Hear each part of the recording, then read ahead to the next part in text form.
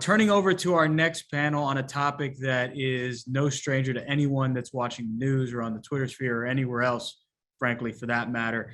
This is looking at disinformation and its impact on democracy and the inter-American system.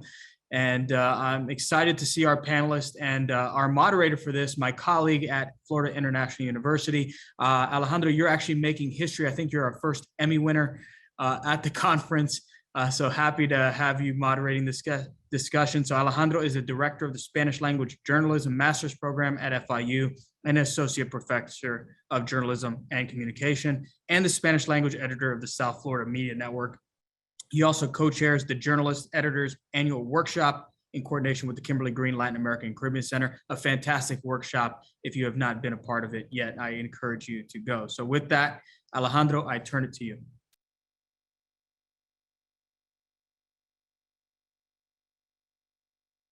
Alejandro, I think you are muted, my friend. Yes, thank you. It always happens to me. And I'm glad that I'm business casual as my dear guests. And I was worried that if I should wear a tie, but clearly we're in the same environment. So thank you very much for that. And thank you to the Jack Gordon for Public Policy and the Kimberly Green Latin American and Caribbean Center for the invitation. Welcome all to the panel, Disinformation, Democracy, and the Inter-American System. We have invited a distinguished group of experts to discuss disinformation, one of the main issues in today's hemispheric, global, and local security, as we are learning with the development of the invasion of Ukraine, and just a few days ago with the shootings in Buffalo, New York, and the role of the replacement conspiracy theory. We are joined by Ambassador John Feeley, former United States Ambassador to Panama. During a 28-year State Department career, he served as Ambassador to Panama, Deputy Chief of Mission and Charge d'Affaires in Mexico City, and the Principal Deputy Assistant Secretary for the Bureau of the Western Hemisphere Affairs. As a Deputy Executive Secretary, he worked on the staffs of the Secretaries Colin Powell and Condoleezza Rice, in addition to serving in other Latin American and Caribbean assignments, both in Washington and at embassies throughout the region. He'll share with us his experience dealing with disinformation around the region. Carlos Dada, founder and director of El Faro from El Salvador. El Faro was founded in '98, and it's the first native digital news daily in Latin America.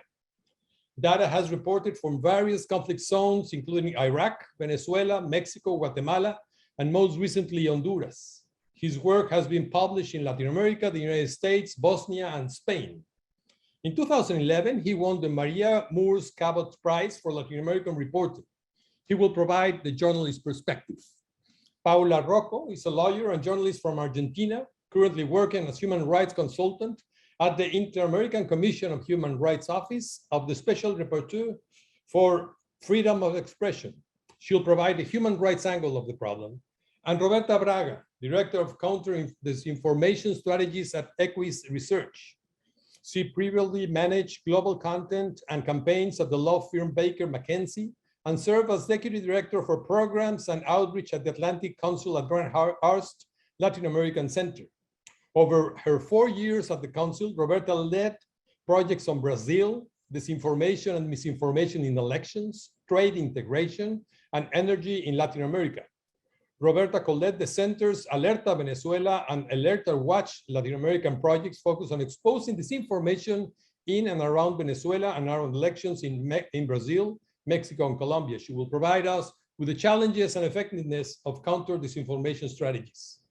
Welcome to you all, and thank you for participating in the Hemispheric Security Conference.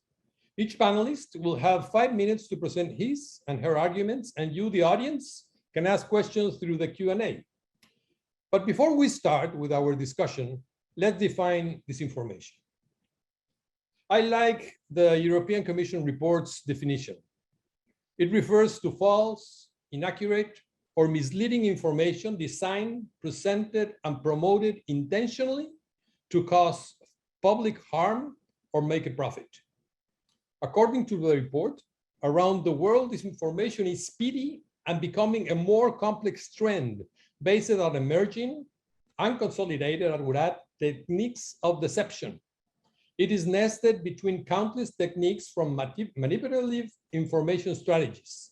It threatens freedom of thought and decision-making, right to privacy, right to democratic participation, and unsettling citizens' faith in democratic institutions. The problem has intensified significantly during the COVID-19 pandemic. The Organization for Cooperation, Economic Cooperation and Democracy places disinformation as one of the top 10 world's pressing problems. So let's start with our discussion, but understanding the size and complexity of the problem in our hemisphere. And I'll ask Paula, Roko first, and then continue with Roberta, Ambassador Feeley, and Carlos. Paula, how grave is the problem and what its a major consequences in terms of human rights? Okay. Well, good morning, everyone. First of all, I know many of you was expecting to see the special reporter Pedro Vaca here, but unfortunately, due to an important commitment in an official mission, he will not be able to participate today. But I'm very happy to be here on behalf of the Office of the Special Rapporteur for Freedom of Expression of the Inter-American Commission on Human Rights. So first of all, I want to introduce my presentation saying that our office has been addressing the issue of disinformation and its impact on today's democracies for several years.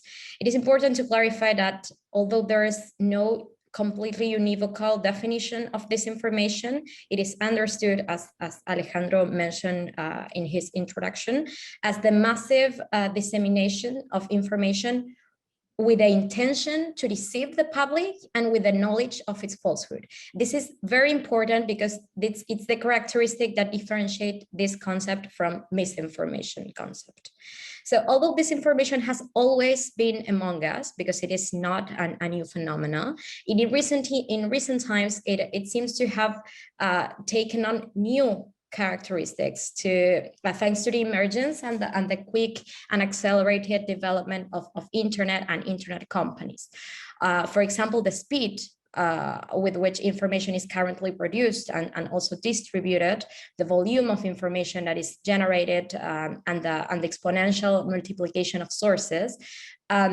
This has made that disinformation a kind of new phenomena, but it's not. It's something that has pre-existed, the internet. In February last year, after the storming of the U.S. Capitol of January 6th, the Inter-American Commission and the Special Rapporteurship for Freedom of Expression recognized that our region is facing a point of inflection in terms of freedom of expression on the internet that is characterized, among other things, by the widespread erosion of public debate, where democratic states face potential spillover of online violence into physical spaces with a certain capacity for harm. Also, the attempts to control the public discourse through disinformation and misinformation too, and the compatibility dilemmas between the processes, the decisions, and the business models of private companies with democratic and human rights standards. For the Inter-American Commission, this is a regional challenge that affects all the states of the region, and it poisons much of their internal deliberations. And this challenge will test their future electoral processes and the strength of their institutions.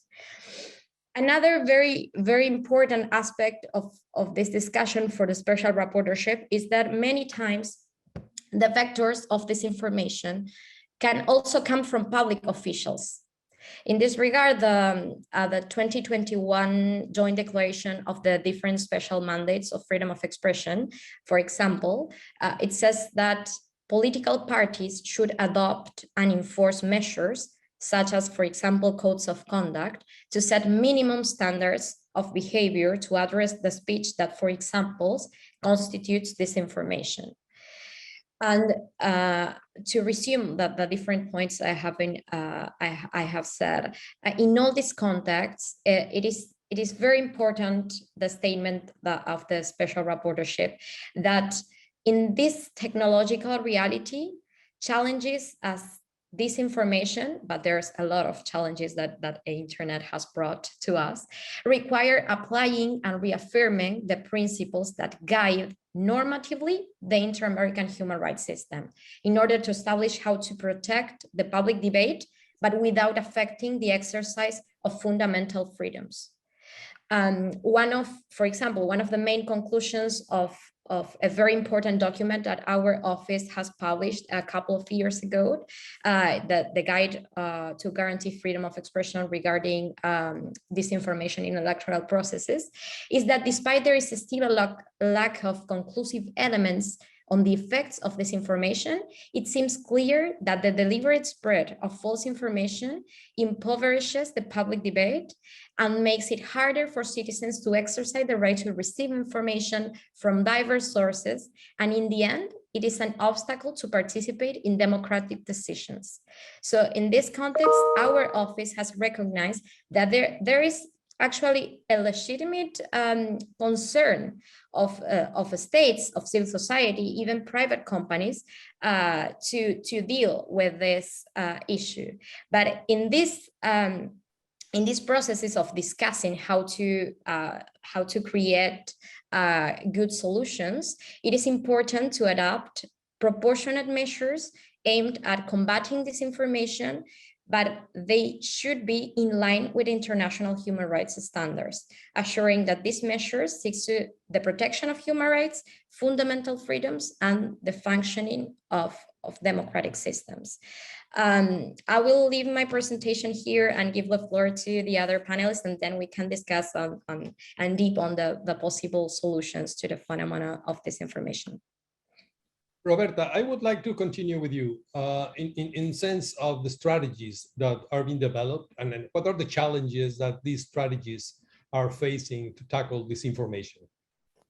Thank you so much, Alejandro. Thank you. Thank you everyone for the invitation. It's a thrill to be here again. The last time I was here was in 2019 before COVID. So it's quite a different environment to be working in. But Alejandro, to answer your question, I wanted to start with making a point, which is that it seems like we've been, as a society, talking about a growing crisis of trust for so long.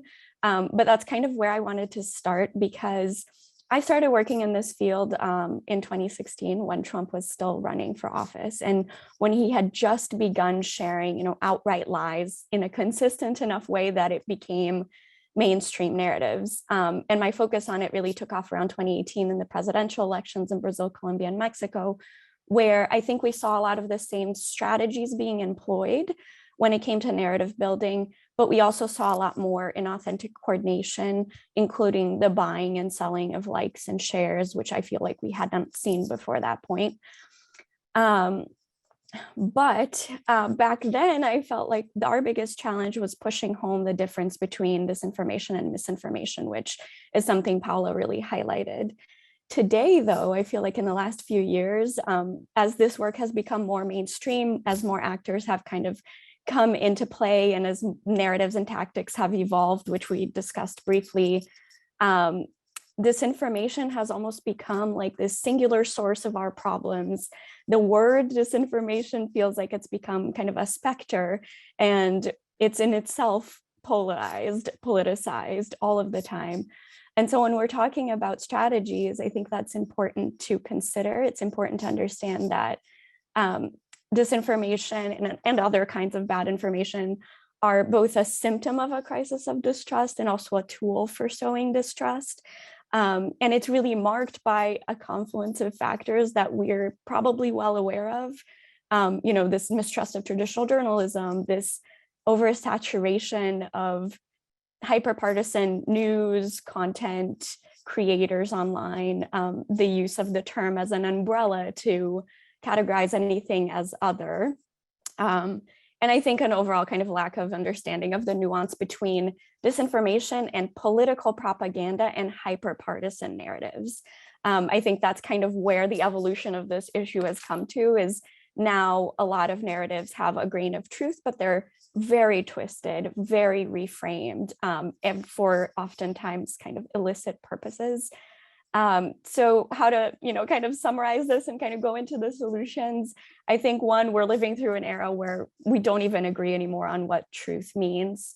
We're consuming information in silos where we're reaffirming pre-existing, often more polarized beliefs. And it's gotten to a place, and our research shows this, that people either don't know what to believe anymore, or they're too exhausted from having to figure out what really is true to get engaged. And so people are disengaging, which is another problem for democracy.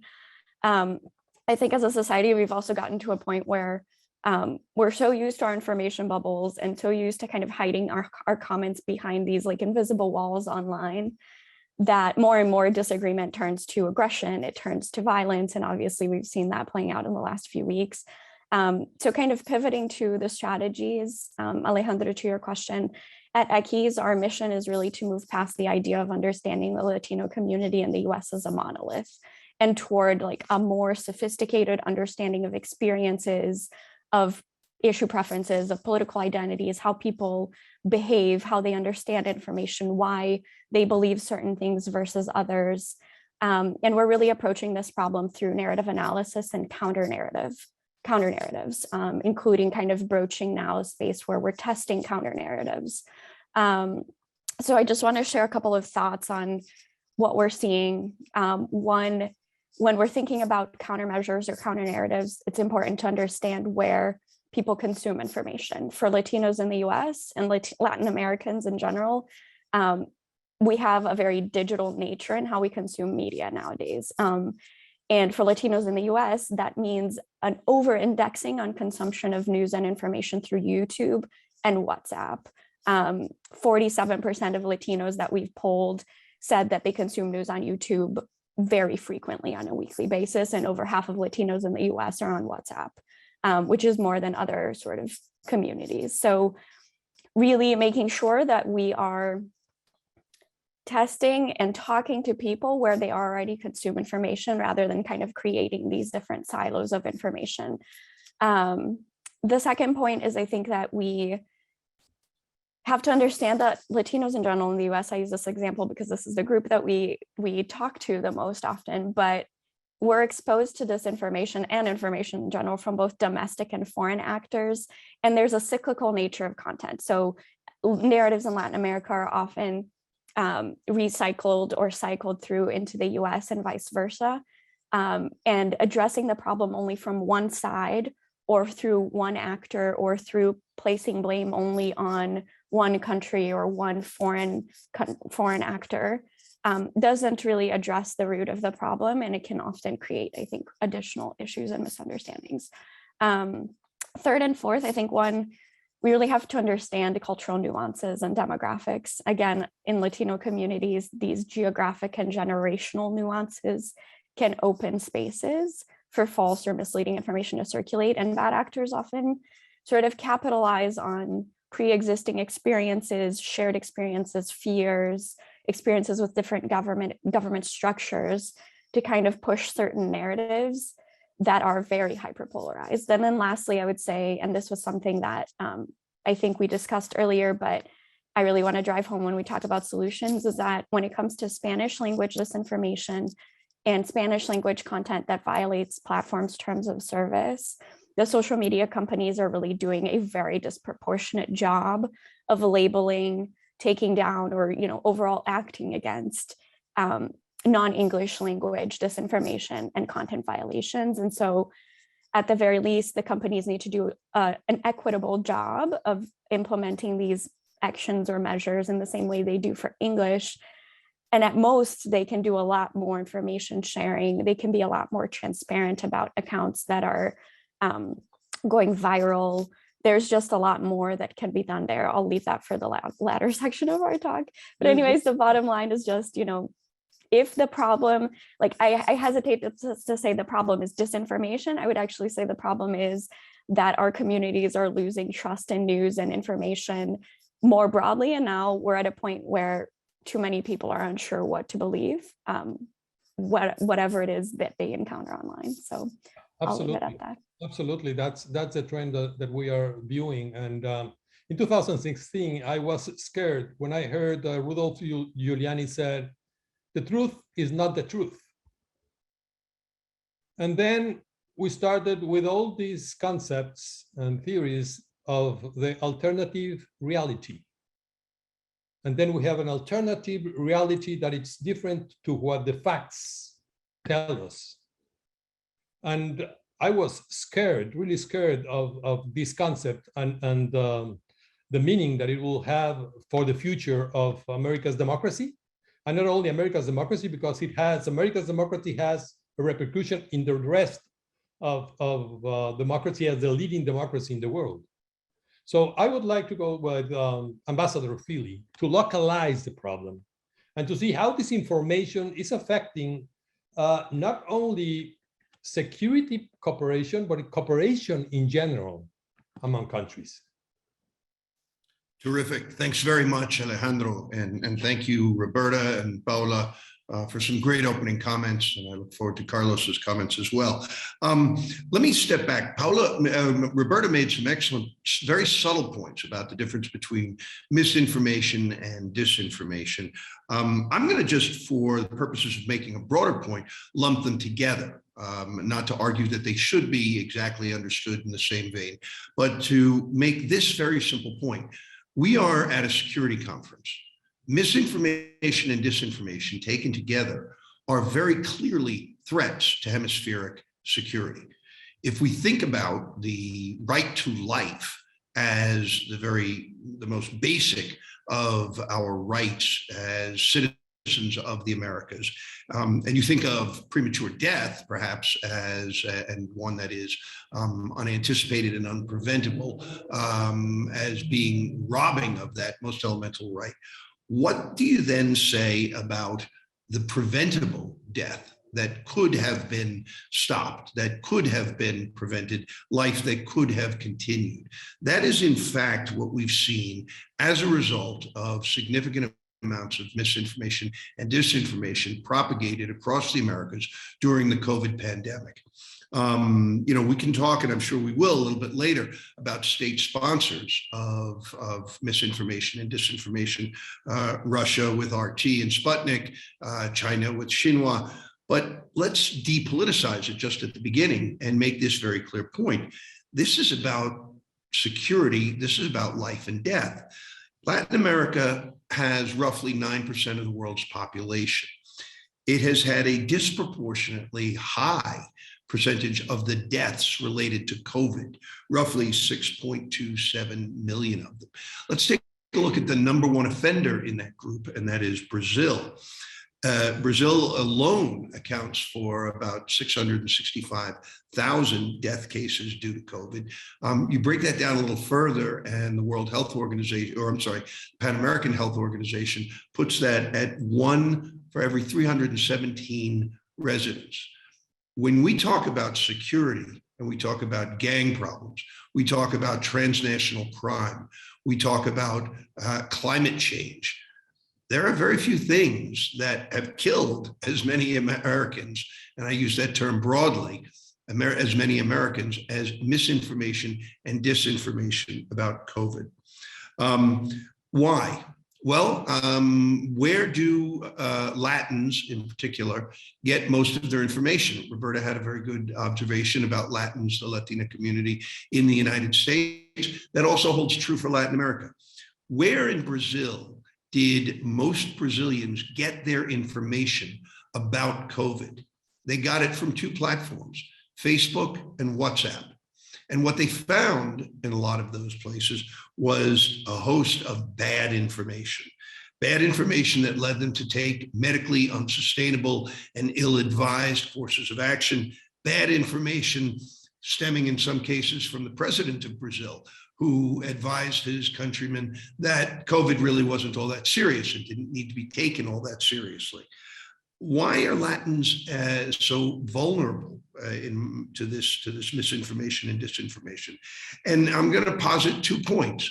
My view, number one, it's because Latins are aggressively socially media not fluent, that's not the right word, but they are aggressive social media users. Latins talk to one another. Latins communicate. Latins go to the Plaza Pública. In previous generations, you've heard the term Radio Bembe, Radio Pasillo. Latins talk, they communicate. Social media is just an extension of that. But think of how when you go back to, La Vecina del Barrio, who, would just sort of spout out with untruths or half-truths or lies. Well, all of that is now magnified, and it is hyper speeded up for consumption by Latins.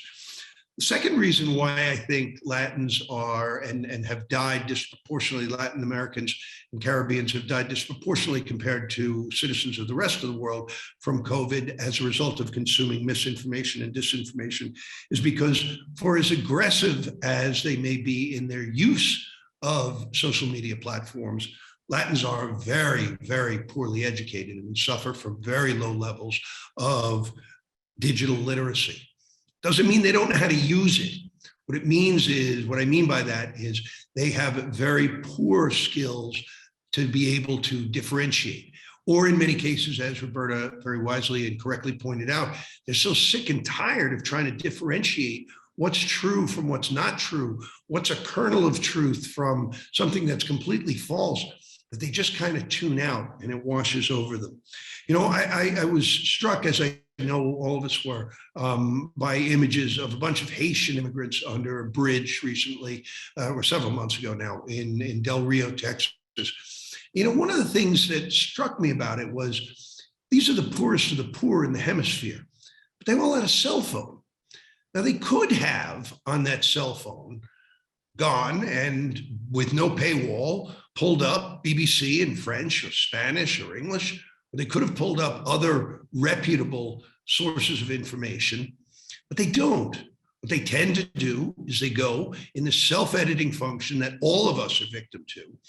They go to what they know best, and that's Facebook, that's YouTube, that's WhatsApp, and it's not Deutsche Welle in Spanish.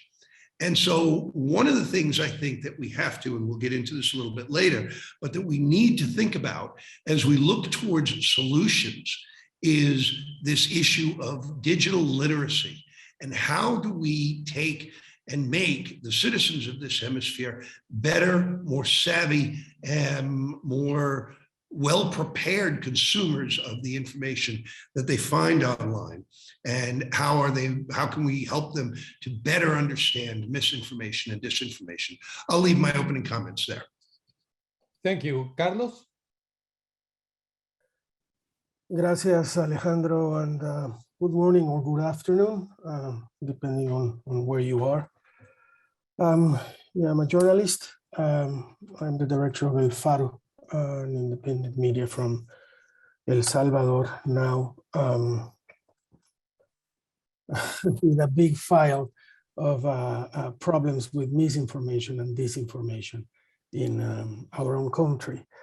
I think that most of the general points that I had for this conference were already mentioned and much more eloquently by Roberta Braga. So I'll try to just add a few things to that. First of all is that, and I'm sorry, Ambassador, that I have to begin to strongly disagree with you by the profiling of Latin Americans as people that are illiterates as opposed to other peoples.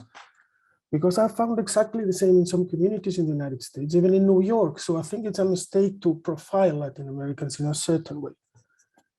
You say Latin Americans talk. In my country, they keep quiet, because if they talk, they could die. My neighbors, I lived in New York, and my neighbors in New York made much more noise and talked much more than my neighbors in San Salvador. So I just want to make a point that we should be careful about profiling. Alejandro, why are we talking about this? We have been worried about this information for quite some time, but why this is now on the table of everybody as a matter that is urgent and very important? Well, to give you a simple example, just in Mexico this year, 11 journalists have been killed for telling the truth. No, So- I know, I'm a journalist. It was some kind of rhetoric question. Okay. Because now this is an urgent matter, because now this is in the context of the crisis of democracy. It is affecting our political systems. It is affecting the lives of our societies in such a way that is disrupting the way we thought. I think that you clearly pointed to the fact of the effects this had in the United States when Mr. Trump began campaigning and spreading misinformation, and it went up to a point that the United States had a democratic crisis that spilled all over the world because of the power of the United States and gave green light to disinformation and misinformation. And it goes hand to hand with the crisis of democracy that I think we should be talking much more, because as you will point it out, it's not only the fact that our colleagues in Mexico are being killed for telling the truth. It's the fact that that truth that is taking the lives of so many journalists is being now competed by much more powerful machines of disinformation and misinformation.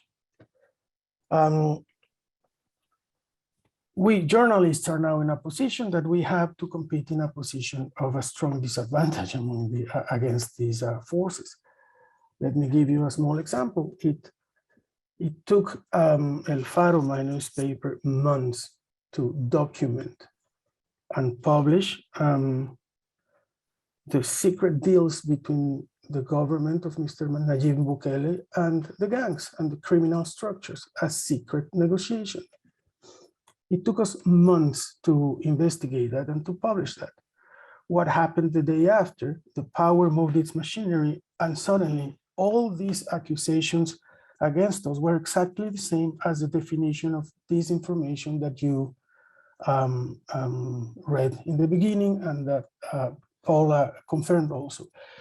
These concepts are now being thrown against us. And again, as Roberta said, what has the public to discriminate between what is false and what is the truth? More and more, the job of journalists is also the job of educating the public, or trying to educate the public about how to distinguish a seriously and professionally built or constructed story or material and what is fake news. In El Salvador, the president has built and created on his team dozens of so-called news platforms that basically compete with what we say. So now this is a matter like if it was a popular contest of some kind of who has more fans and who believes more someone. It is a matter of faith. Who do you believe? These people or the other people? It is a matter of faith or of political affinities. That's what information and disinformation are being put in its place right now. We have, as Roberta well said, a crisis of trust in the work of journalists because we have a crisis of democracy, and we should be talking more and more about this. What happens when we have a crisis of democracy, and we can spend hours talking about the reasons for this, that populists come in, and populists depend fundamentally on their narratives.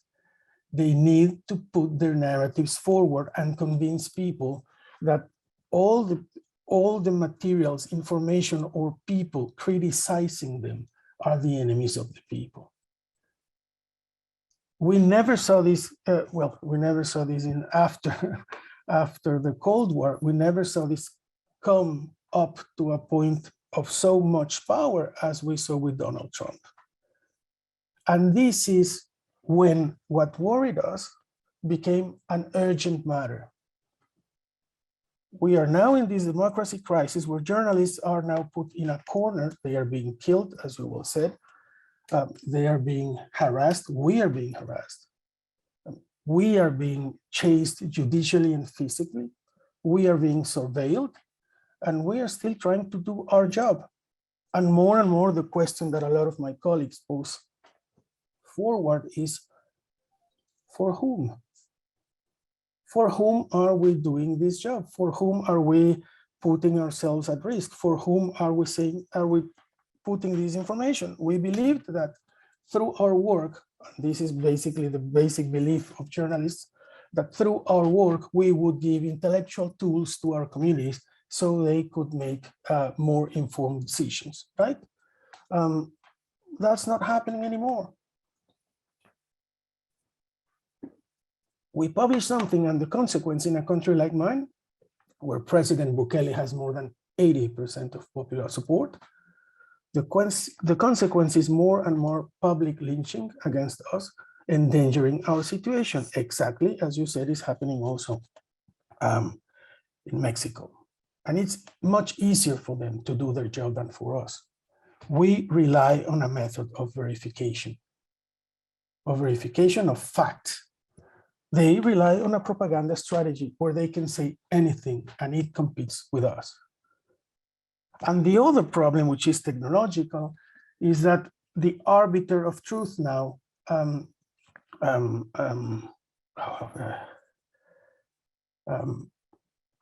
is, how do you call this? I'm sorry, my English is getting rusty. Whatever decides what you get on Google when you search, or whatever decides what you get, the algorithm.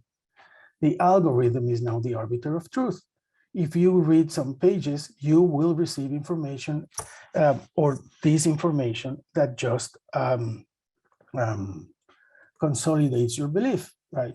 They just strengthen your prejudices, and therefore we have lost the common arena to have a dialogue, because you have your own beliefs and I have my own beliefs. And we have come up to the point that when we talk about things like global warming, it doesn't matter what you say about it. You can put forward scientific facts and they would say, that's what you believe. I believe something else. Just as you, yes. So basically what's happening is that truth is losing the battle. Well, I mean, the problem is who defines right now what is the truth? That is exactly the problem. Well, yeah. So the facts. How do you see the problem in terms of human rights, Paula? And because the landscape, it's very, very pessimistic in terms of pushing forward the truth to defeat disinformation and misinformation. Yeah, exactly. Yeah. So for this part of the panel, and regarding your question, I think something that we are very much seeing in recent years in our region is a lot of like the responses of states to counter misinformation and disinformation are very much problematic, as we have seen. We're seeing the creation of criminal figures that are vague, ambiguous, that in general, they end up criminalizing the actors that they seek to protect, such as journalists, for example. So in terms of different annual reports and thematic reports, also judgments from the Inter-American system, something very important for the Inter-American Commission and Court of Human Rights, it is that it is crucial that states promote a broader, are more informed and multi-stakeholder debate on this issue. It's not easy to look for solutions to these complex matters that affects different aspects of society. Our office has insisted that the states should not establish new criminal figures, new criminal types of sanction to sanction the dissemination of false information, because introducing criminal types could lead our region back to a logic that criminalizes expressions about, for example, public officials, expressions regarding matters of public interest. New criminal figures can also establish a tool with a strong chilling effect on the dissemination of ideas, criticism, especially when, as Carlo mentioned, when we need a journalists talking about very complex and important issues in our democracies, such as corruption, for example. So as a special reporter has insisted, any restriction on the right to freedom of expression must emanate from an formal and material law understood by the inter-American jurisprudence as a legal norm, no? Passed by the legislature and promulgated by the executive branch. But another important point that the special reportership has been highlighted in recent years, and also in the process of the Americas dialogue of freedom of expression that we are carrying out, is something that has already been mentioned here. That is, it is very, very important for states to promote digital literacy programs or public policies that strengthen the capacities of citizens to distinguish false information from true information, raising public awareness about the exercise of this phenomenon and awakening a critical spirit in them. I think I will leave it here, but I have two more points. I don't know if I have some space. Thank you, Paula. And I will go with Ambassador Feeley. Okay.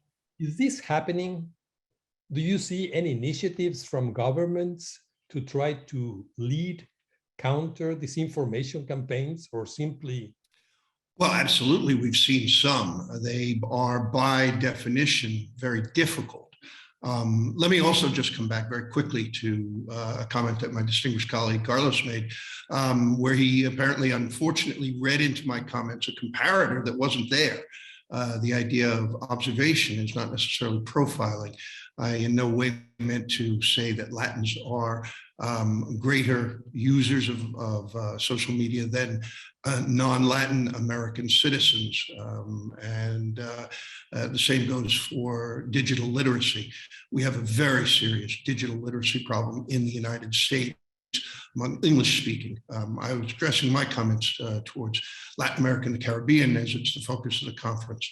I think if you take a look at what's happened, Alejandro, in just the last few days with the Department of Homeland Security having to shut down what it very unfortunately called and I forget exactly what the title of it was, but Disinformation Center. Governments are at a decided, I think, disadvantage when it comes to fighting disinformation. As Carlos very rightly says, they have a natural advantage when it comes to propagating disinformation and misinformation. Donald Trump made that very clear. The bully pulpit of any government, whether it is elected democratically, trends autocratic, comes to power via non-democratic or liberal means, government has a serious advantage in being able to put out bad information, disinformation. Take a look at just Andrés Manuel López Obrador and much of the information that comes out in Mexico from his mañanero, his morning press conference. In terms of fighting that information, it's very difficult not to veer into propaganda when you try to do so. If you look at what the United States did very successfully in the 1940s, 50s, 60s, 70s during the Cold War, when it was fighting its existential Cold War enemy, the Soviet Union, we employed the Voice of America and Radio Free Europe. Well, Radio Free Europe, which was a very successful model, I don't want to take anything away from it, but it was CIA funded. And then it was discovered that it was CIA funded and it became non-CIA funded. But at the end of the day, it tended to be something that was so important that it not be exposed to Americans that you couldn't even get it here in the United States. There used to be something called the Smith-Mundt Law, which separated the information that the US government put out overseas from information that it could put out to its own citizens. American citizens, US citizens, historically have not liked to be the subjects of or given propaganda. And yet, as we all know, with the arrival of the internet, with the arrival of new multiple platforms, all those former barriers have been shattered. So I think the answer is yes, governments struggle, Alejandro, to fight and combat disinformation, misinformation. My own view as a former government official is that we don't do it very, very well, and that the single best antidote to bad information is good information. You don't beat something with nothing. What you beat it with is the work that Faro does. What you beat it with is the work that courageous investigative journalists do throughout the hemisphere, across the globe, quite frankly. And in terms of holding truth to power, holding accountable the major interests that tend to push misinformation and disinformation. And I would include among those governments, oppositions, foreign governments, corporate interests, and in many cases, sadly, criminal interests. Thank you. Thank you. And Roberta, what are the strategies that the counter disinformation strategies that you see that are working? Any examples? An example from any government, some institutions? Do we have some services as Chequeado in Argentina, Verificado in Mexico City, which, by the way, now President López Obrador, it seems that he has an office just to deny what Verificado is saying that it's false. So yeah. Do you see any strategy that is working? Yeah, so I think the most successful strategy is something Paula raised. It requires a multi-stakeholder approach, and something Ambassador Feeley raised, to create good information, to create a healthier information environment online. I want to make a couple of points. One is that we need to talk more about trusted messengers, because as Carlos pointed out earlier, we're not in a world now where it's true versus false, or it's people believing facts or people not believing facts, or people having information or they don't have it.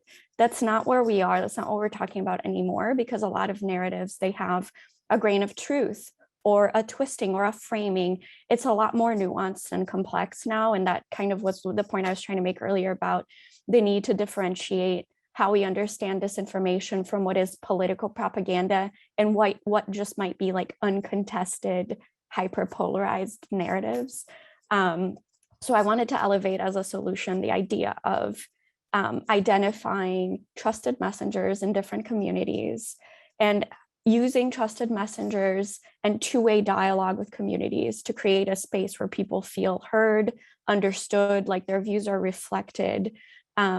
I think that efforts that try to do this like one-way communication, especially when it comes from governments, which are not well trusted in a lot of places in the world, that often doesn't work and it exacerbates the problem. It really needs to be about multiple stakeholders creating and offering resources and being more nuanced in how they create counter narratives. I wanted to raise a point because we did a poll on this earlier this year. The question of who is and isn't susceptible to disinformation and where we can change perceptions. So I really want to emphasize the point that we have to be really careful about how we talk about susceptibility to disinformation. I know that was something that we were debating earlier. It's not, I don't believe it's the case that Latin America or the Latinos in the US are more susceptible to disinformation, not at all. In fact, our poll found that people are responding very critically to any and all information they're getting. And it's not just about education or engagement. In fact, we found that people who are likely to believe false narratives tend to be more politically engaged, college educated, and affluent Latinos in the US. And so I wanted to put that point out there. The second one is, it's not that those people who are unsure of what to believe are being fooled.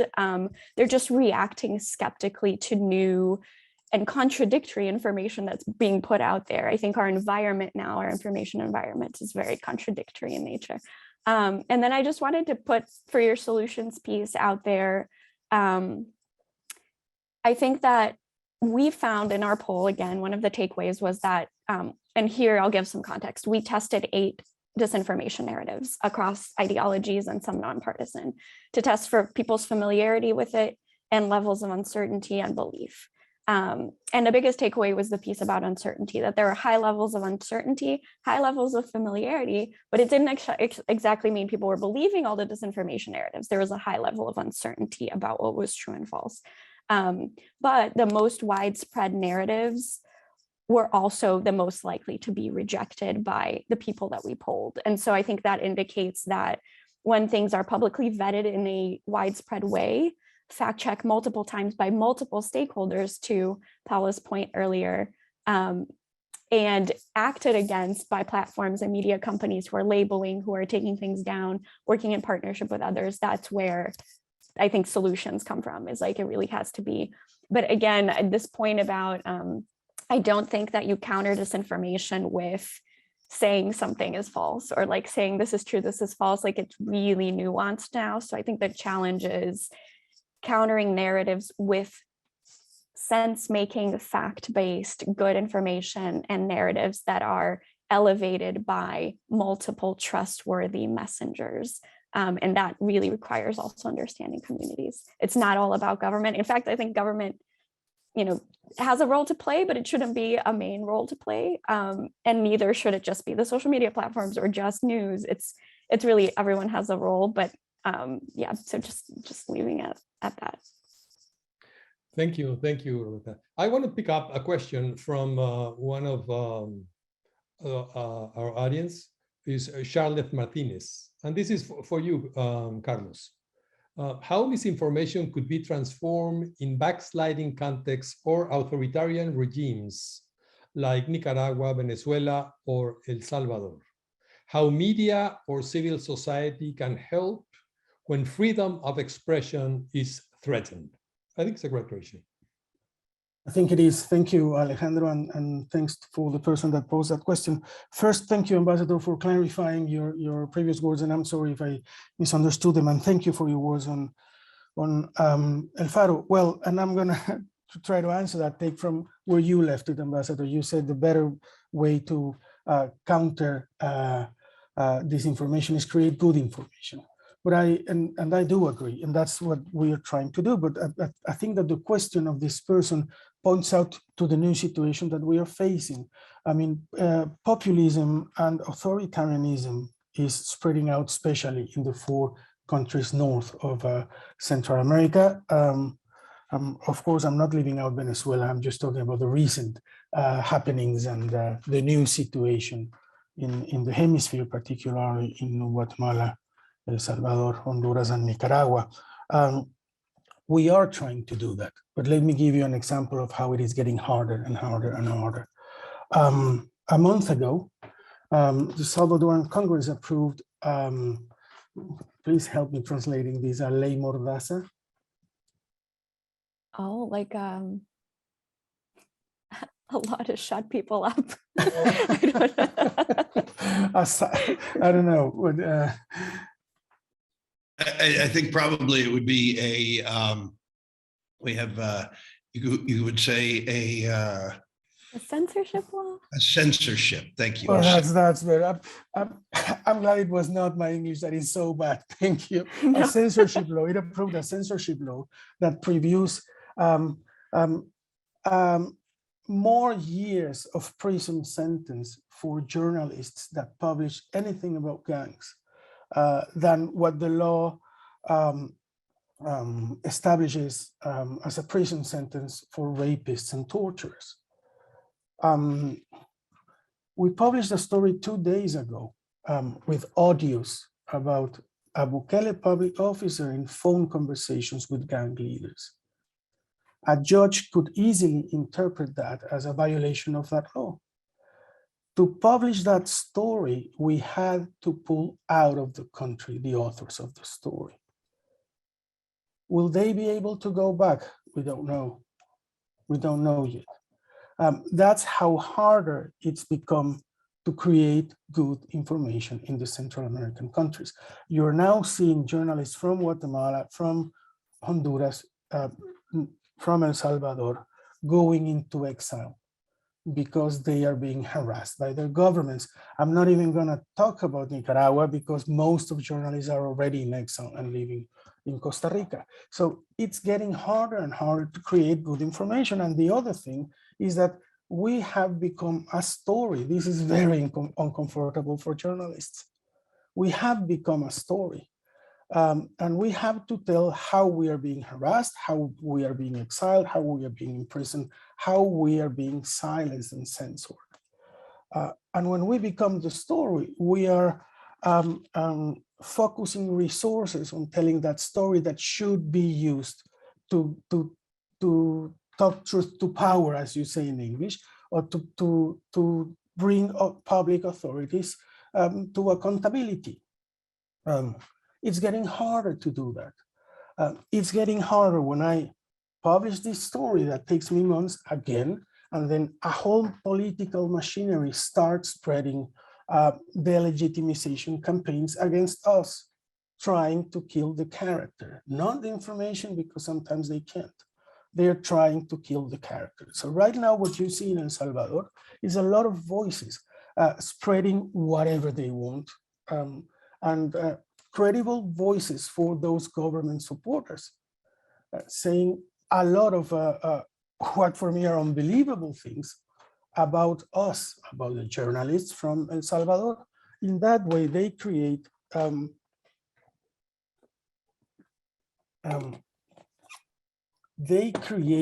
a truth that we are the enemies of the people and that we are making up all these stories to attack them. This is a situation I know in a lot of countries in the hemisphere. This happened in Venezuela before. Perhaps, and this is a parenthesis, the singularity of El Salvador is that what you would call the Chavez or Maduro manual is being dictated in El Salvador by 22 Venezuelan advisors that come from Juan Guaido and Leopoldo Lopez teams, which is a singularity probably of El Salvador. But again, it doesn't matter how much we put as an effort into constructing a journalism story, applying journalistic method, verifying facts, and putting up a story that took us a lot of effort to put into that. We are competing with propaganda machines that we cannot compete with, at least inside the country. So even if I do agree that creating good information is the best way to counterattack disinformation, it's getting harder by the day. That's all I'm gonna say. And we are almost finished with the panel. It's almost 12:15, but I want to close. I'm an optimistic. So I would like to hear from you, your closing remarks, if you see light at the end of the tunnel. There's some fact that I like. I like the fact now that social media is the least trusted source of news worldwide, according to Statista. So I know that's pessimistic, but at the same time, it doesn't mean that the media, traditional media, news media, digital media, native digital media, which is growing very strong, is not trusted. There's trust in independent and truthful media. So what's your view for the near future, Paula? And then we'll go Roberta, Ambassador Feeley, and we finish with Carlos. Thank you. Okay, thank you very much, Alejandro. So to close my intervention and what I see in the close future, I think that that plurality, diversity are an essential part of the right to freedom of expression. And within this framework, the Inter-American system and our office especially places a special emphasis on the protection of certain types of speech, such as political speech, matters of public interest. So when it is difficult to determine the truthfulness or falsity of certain information, I think that presumption of protection of this kind of expressions should be maintained. And another point, and with this I'm closing, one inevitable challenge, let's say, is to find consensus through participatory processes to help establish clear criteria that are consistent with human rights obligations, so that content moderation in terms of disinformation, but another challenges too, are in line with the aspiration of open democracies, with a plurality of voices, media platforms, and opportunities for everyone to be heard. Thank you. Roberta? Well, I will frame my closing with a thought and some recommendations. My thought being that we are much further along than we were a few years ago in talking about solutions. And I feel like, if I'm going to be optimistic, Alejandro, that I want to say that people are being more thoughtful than they ever were before. Who knows if I'm being too optimistic, but people are being more thoughtful about how they approach talking about regulation and talking about kind of solutions to the problem. I want to say that, but we are talking about it. And so I think that we're entering an era now where we might see some more modernization of laws that were created many years ago when this environment didn't exist, applying to this. Like, we've often talked about libel, slander laws in the past. Like, how do we adopt those for social media, an era of social media, et cetera? Like, I think we will in the next 10 years see an evolution of that conversation. And some recommendations. I think, it's a step-by-step process. I think there's no like one silver bullet, one solution at all, not even like a set of solutions necessarily. But I think for social media companies, definitely providing more information on non-English content circulating online. And I think hiring and investing in more culturally fluent Spanish and Portuguese speaking moderators, sharing more about the numbers of moderators they have online. For encrypted messaging platforms, really focusing on reducing the tools in the platform that's encrypted that can take content viral behind the walls of encryption. I think WhatsApp did that when they reduced the amount of time you can forward messages to others, and we might have to revisit that now that they have communities. But it's really, if we can't have access to encryption, then we should really be focusing on reducing the tools that take information viral while it's hidden. I think for, government, I think giving, the Federal Trade Commission some additional resources to be more of a watchdog here in the US at least. I think for media, bolstering, like government and Congress and others can help bolster ethnic media or local media that plays, I think, a really critical role in providing information to Latino communities here in the US is our example, but I think like in a lot of different places. So reaching people where they are, as I said earlier. And I think overall, just strengthening a more like robust year-round digital media infrastructure that's filled with trusted messengers and that is two-way in nature. And then there are all these things that I would say for like consumers of information. I won't go too much into it, but really digging deep on the messenger. If what you're seeing isn't clear cut, true or false, look at the messenger. Really, like, don't engage with this information directly. Don't retweet disinformation. Acknowledge sort of like shared concerns and really reframe the conversation to official sources. There are a lot of things that we can do as consumers as well, I think, of information. So, yeah. Thank you. Ambassador? Yeah, I think sort of looking for optimism, and I kind of I empathize with Carlos and with all journalists.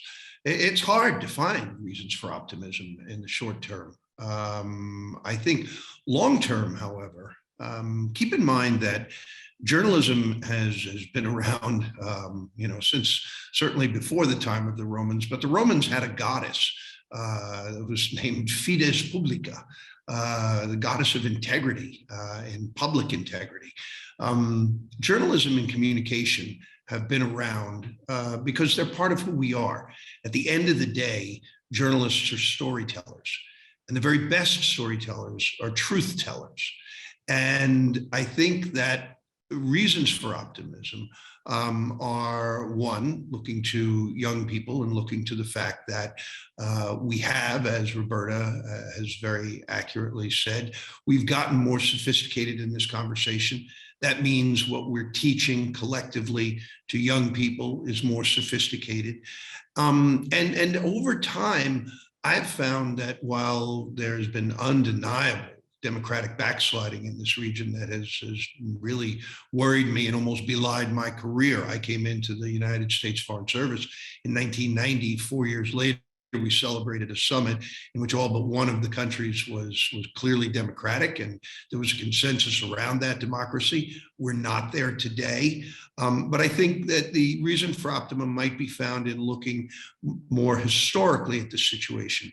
Social media didn't invent disinformation or misinformation. It's been around, since well before the Gutenberg printing press.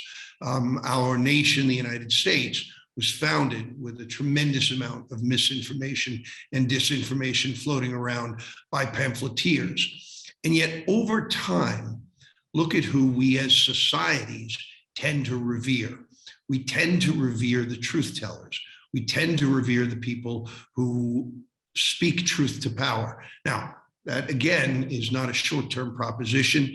I think we're headed both in the United States, in Latin America, the Caribbean, throughout the Western Hemisphere, in fact, in the world. I think we're headed, and we are in some very difficult times, and we will continue to be in them for quite some time until perhaps we get to that multifactorial set of solutions, not even a set of solutions, but more practices by people that I think Roberta very eloquently laid out. Thank you. Thank you. And Carlos? Well, thank you all for your optimistic comments, especially at a moment when it's hard for me to think in optimistic terms. But again, what I talk to my team and to colleagues all around the world from countries like Hungary and Poland is that, as you all said, this will pass too. And our task is not to let ourselves fall into the trap of diminishing our discourse to the low levels of these propaganda machines. We have to keep on taking seriously our jobs, because when these pass, we hopefully will keep doing journalism. And yes, Alejandro, even in the middle of this turmoil, I am hopeful. Look, what Trump also awakened was activism in the United States, grassroots movements. These grassroots movements really woke up again. We see people on the streets defending the environment, defending the earth, defending human rights, defending civil rights, defending Black lives. We have people on the streets defending all what we have achieved. We are in a transition to somewhere that we are not sure what it is. It's clearly that we are in a transition in the whole world. Again, and I don't want to talk more about the crisis of democracy, but where is this transition going to also depends on what each of us do. My task is to do journalism, and I will try to keep doing it earth on the principles of what I do, because I think that's my obligation at this moment, and because I want to keep doing this when this also passes. Thank you. Thank you, Carlos. Thank you, Paula, Roberta, Ambassador John Feeley, for this insightful conversation. And Randy, the floor is yours. Thank you very much. And thank you to the audience that was so attentive and asking questions. Thank you very much. Thank you, Alejandro. And again, as always, appreciate our partnership at the university. Ambassador Feeley, I know you're coming in from a long ways away on the other side of the Atlantic, so appreciate the time. Paula coming in. Please send our regards to the Special Rapporteur. Carlos, of course, always a good friend, and Jose Miguel Cruz for inviting Carlos to the discussion. Of course, my dear friend, Roberta Braga, you're absolute rock star. I'm sure everyone would agree with that. So this will conclude today's events and discussions. Fantastic day of discussions that will be posted in the coming days on YouTube. So I encourage you, if you are tuning in late or missed part of the conversation, please join us on the YouTube to be able to comment, like, share, and things like that. Alejandro, I appreciate you ending on an optimistic term. I was this close to deleting my Twitter until you brought that positive spin to it. So tomorrow we have a fantastic discussion, big partnership with the Perry Center on tomorrow's agenda, looking more explicitly at the intersection between democracy and security. Matthew Steinholter, the Deputy Assistant Secretary for US's Bureau for Conflict Stabilization Operations, will be kicking off the discussion with Dean and Dr. Scott Tollefson. And then we have discussions on the institutional challenges to democracies and examining the case studies a little bit more detailed.